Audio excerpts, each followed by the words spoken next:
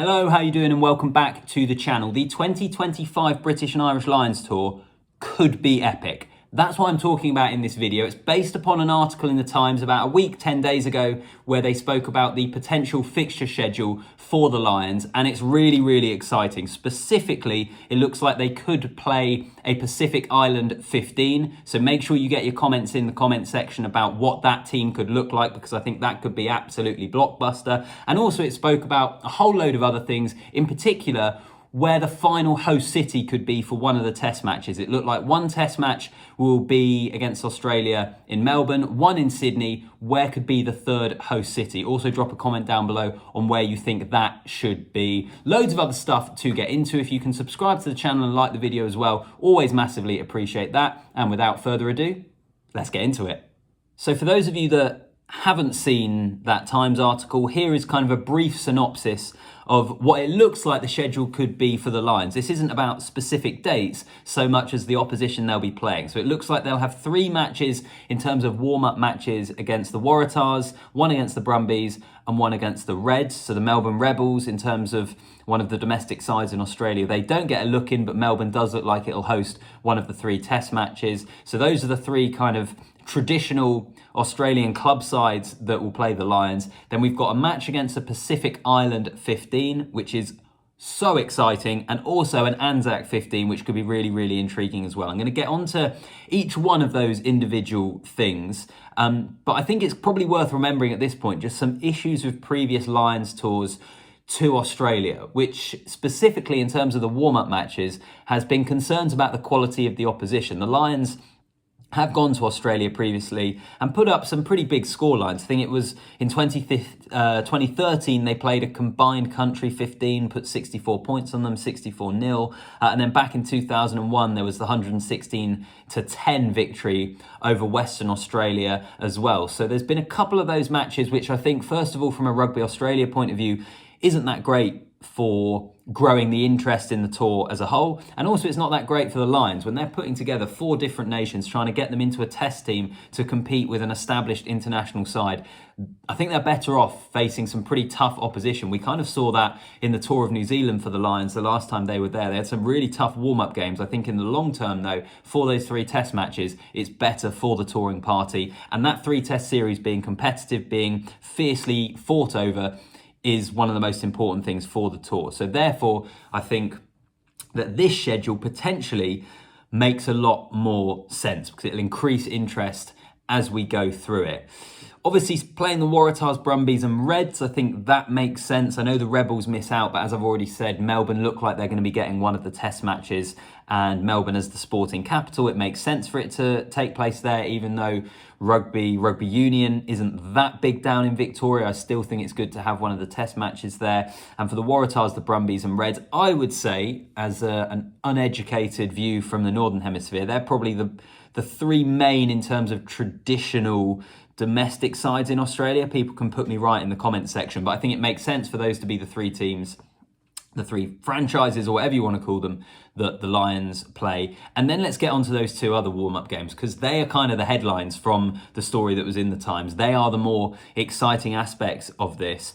A Pacific Island 15. This is actually something that has happened before. They were formed back in 2004. They've had sporadic tours here and there. Some of you may well remember them touring the Northern Hemisphere in 2008. I remember they played England. But basically, it's the combination of Fiji, Samoa and Tonga, the 3 rugby powerhouses that have their talent completely drained from various international teams across the world, combining a team and playing the Lions. I think it would just be awesome. I was trying to think of what would that 15 look like, and in all honesty, my knowledge probably isn't good enough off the top of my head to form a 15, but immediately I think of Charles Piutau, I think of Semi Radradra, I think of Theo McFarland, Malakai Fekitoa. In the case of Piutau and Fekitoa, guys who are now eligible because they haven't played for the All Blacks for so long to be picked from Tonga and from kind of countries of birth, or they're able to switch their allegiance essentially. It could be an absolutely blockbuster team. I think it would generate huge interest in Australia as well, amongst the general rugby public, amongst expats from those various different countries that are now based in Australia.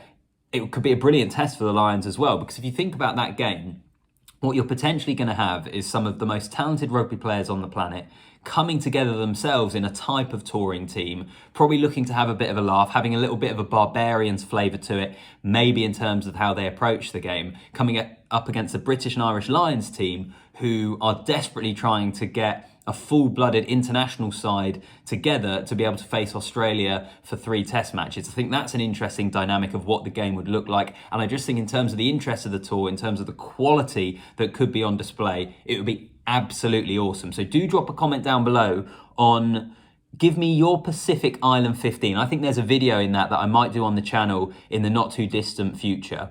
For that Lions tour in 2025, what could be the starting 15 for a combined Fiji, Samoa and Tonga team to take on the Lions? I just think it could be awesome. I think it could be so, so good.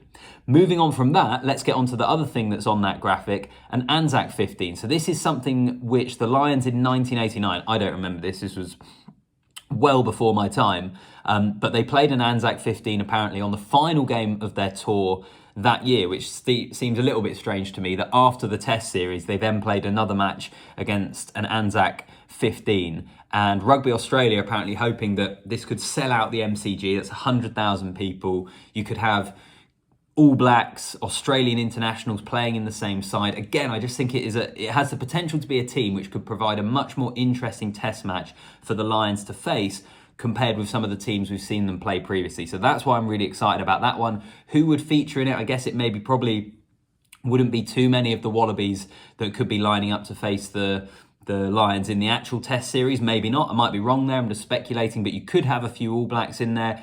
I think it could be really interesting. And having something like that at the MCG, if they are able to sell it out at 100,000 people, for me, it is one of the best sporting stadiums in the world. Melbourne is one of the best sporting cities in the world. I just like the look of the way that this tour is potentially shaping up in terms of the fixture schedule. So let me know what you think about that one down below. The final thing that I wanted to mention in this video is where the 3 tests are going to be. So as I've said already, it looks like one is going to be in Melbourne, one is going to be in Sydney. Where else? Where else do you think they should be? Obviously, Brisbane up in Queensland is an obvious choice. There are suggestions that Western Australia for Perth and Adelaide in South Australia are both pushing pretty hard to be able to host that test. Personally, I would like to see it go to Brisbane because Queensland is the traditional rugby union heartland in Australia. You've already got one test in Melbourne, which, as I said, I love it being there. It's a brilliant sporting city, but rugby union isn't that high on the agenda there normally. I think you need to still serve your heartlands. You still need to serve the area of the country that has the most interest in rugby union. I think it would leave a bit of a sour taste in the mouth a little bit if you had a Lions tour and you didn't have one of those 3 tests in Brisbane. So I would like to see it go to Brisbane, but Perth and Adelaide as well, 2 good options. Let me know what you think down below. Where do you want to see that 3rd test match? It could be epic. That's what I think. Let me know in the comments down below. What do you make of that potential schedule for the Lions in 2025? Drop a comment down below, like the video, subscribe to the channel, and I'll see you in the next one.